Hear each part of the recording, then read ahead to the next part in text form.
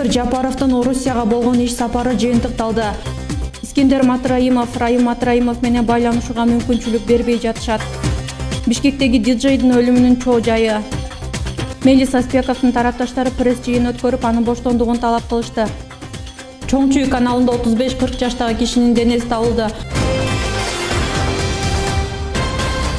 Садыр Жапаровдун Орусияга болгон иш сапары жыйынтыкталды. Садыр Жапаров иш сапарын Орусиянын президенти Владимир Путин менен жолугушуудан баштаган. Мамлекет башчылары эки тараптуу кызматташуунун актуалдуу багыттарын, өз ара кызыкчылыктагы бардык маселелер боюнча биргелешип аракеттешүүнүн келечегин талкуулашты. Садыр Жапаров Орусия менен стратегиялык өнөктөштүктү жана союздаштык мамилени чыңдоону улантууга даяр экенин билдирип, ошондой эле Владимир Путинди Кыргызстанга расмий иш сапары менен келип кетүүгө чакырды. Мекендештер менен болгон жолугушууда Садыр Жапаров алардын актуалдуу маселелерин чечүү боюнча жүргүзүлүп жаткан иштер, Орусиянын билим берүү мекемелеринде окуп жаткан студенттерге мамлекеттик колдоо жана башкалар жөнүндө айтып, мекендештерди кызыктырган суроолорго жооп берди. Ошол эле күнү Садыр Жапаров менен Татарстандын президенти Рустам Миннихановдун жолугушуусу болуп, анда кыргыз-татар байланышынын келечеги боюнча пикир алмашуу болду. Мамлекеттик башчынын иш сапарынын алкагында эки тараптын тиешелүү министрликтеринин жетекчилери төмөнкү документтерге кол коюшту. Кыргыз Республикасынын өкмөтү менен Орусиянын өкмөтүнүн ортосунда эл аралык маалымат коопсуздугун камсыз кызматташуу жөнүндө макулдашуу. Кыргыз Республикасынын өкмөтү менен Орусиянын өкмөтүнүн ортосунда Кыргыз Республикасындагы товарларды идентификациялоо каражаттары маркерлөө тутумун түзүү максатында Орусия Федерациясы тарабынан Кыргызстанга кайтарымсыз техникалык жардам көрсөтүү жөнүндө макулдашуу. Кыргыз Республикасынын Коргоо министрлиги менен Орусиянын Коргоо министрлигинин ортосунда Кыргыз Республикасынын аймагында учкучсуз учуу аппараттарын колдонуу жаатындагы протокол. Кыргыз ведомстволордун башчылары ортосунда 2021 жылдан 2025 жылга чейинки мезгилде Кыргыз Республикасы менен Орусия Федерациясынын аскердик чөйрөдө стратегиялык өнөктөштүгүн өнүктүрүү программасы. Кыргыз Республикасынын айыл чарба суу жана аймактарды өнүктүрүү министрлиги менен Орусиянын айыл чарба министрлигинин ортосунда айыл чарба продукцияларын жеткирүү жаатында кызматташуу боюнча өз ара түшүнүү жөнүндө келишимдерге кол коюлган. Президент Садыр Жапаровдун иш сапары Москва шаарындагы Кремль дубалынын жанындагы белгисиз жоокердин эстелигине гүл чамбар коюу менен аяктады. Искендер Матраимов, Райым Матраимов менен байланышууга мүмкүнчүлүк бербей жатышат. Жогорку кеңештин депутаты Искендер Матраимов иниси бажы кызматы мурунку орун басары Райым Матраимов менен байланыша албай жатканын, ошондой эле анын ден соолугуна кабатыр болгонун билдирди. Учурда мен оштомун, дейт Искендер Матраимов. Бүгүнкү күндө иним менен эч кандай байланыша албай жатам. Иним тууралуу бардык маалыматты ММКлар аркылуу алуудамын. Райымдын жактоочусу менен телефон аркылуу сүйлөштүм. Ал жыйналыш болгондугуна байланыштуу Райымга жолуга электигин кабарлады. Албетте инимдин ден соолугу мени кабатыр кылууда. Бирок ал жаш бала эмес, өзүн өзү коргой алат.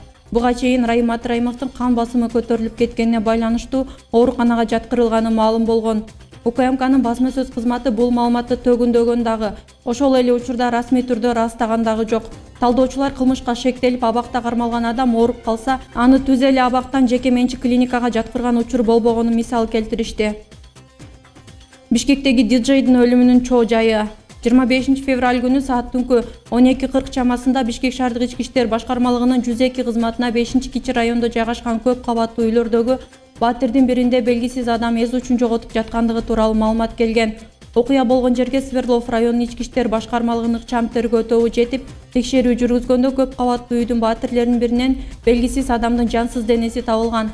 Криминалдык эксперт кызматкерлери сөөктү кароодо оңдалыдан мылтыктын ого өтүп, көкүрөккө уруп, жүрөк токтоп калган. Милиция кызматкерлери маркумдун 1983 жылы туулган экендигин аныкташкан. Аталган факт Свердлов районунун ички иштер башкармалыгынын кылмыштардын жана жоруктардын бирдиктүү реестрине катталып, Кыргыз Республикасынын жазык кодексинин 130-беренеси адам өлтүрүү боюнча сотко чейинки өндүрүшкө алынып, тийиштүү экспертизалар дайындалды.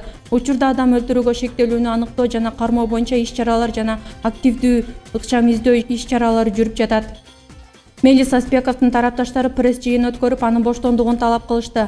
25 февралда Бишкек шаарынын Достук мейманканасында Мелис Аспековду колдоо боюнча жыйын болуп өттү.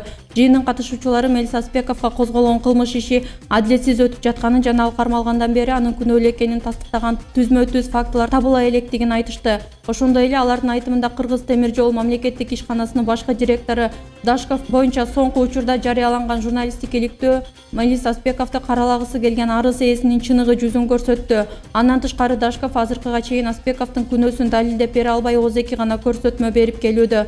УКМКнын видеосунда Аспеков Дашковдон акча каражатын алып жатканы же талап кылып жатканын так көрсөтүлбөйт. Андыктан аны түздөн-түз факт деп айтууга да болбойт. Ошондой эле Дашковдон акча алган Улан Жураевдин дагы кылган иштери шек жаратат дейт иш-чаранын катышуучулары. Жыйында республиканын 7 облус аймагынан 12 коомдук бирикме 285 кишиден турган комитет төмөнкүдөй чечимге келишти.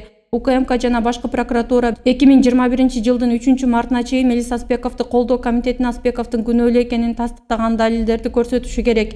Эгерде кандайдыр бир күнөөсү далилденбесе, Мелис Аспековду тергөө аяктаганча бошотуу керек. Аспековго козголгон кылмыш ишине журналист Али Токтакуновдун Дашков боюнча иликтөөсү тиркелиши керек. Дашковдон акча каражатын алган Улан Жураевдин да кылган иштерине карата тыкыр иликтөө жүрүшү керек. Эске сала кетсек, Мелис Аспеков Садыр Жапаровду колдоп келген жарандык активист, президенттик шайлоодо Садыр Жапаровдун Чүй облусундагы штабын жетектеген. Ал коррупцияга шектелип 2021-жылдын 9-январында УКМК тарабынан кармалган.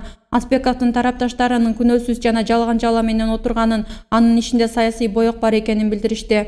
Чоң Чүй каналында 35-40 жаштагы кишинин денеси табылды. Бул тууралуу Свердлов райондук ички иштер башкармалыгы билдирди. Маалыматка караганда 35-40 жаштагы эркектин денесинин күч колдонуу белгилери табылган эмес. Боюнун узундугу 170-175 см, кара түстөгү чачтуу жана бети тегерек экендиги айтылууда.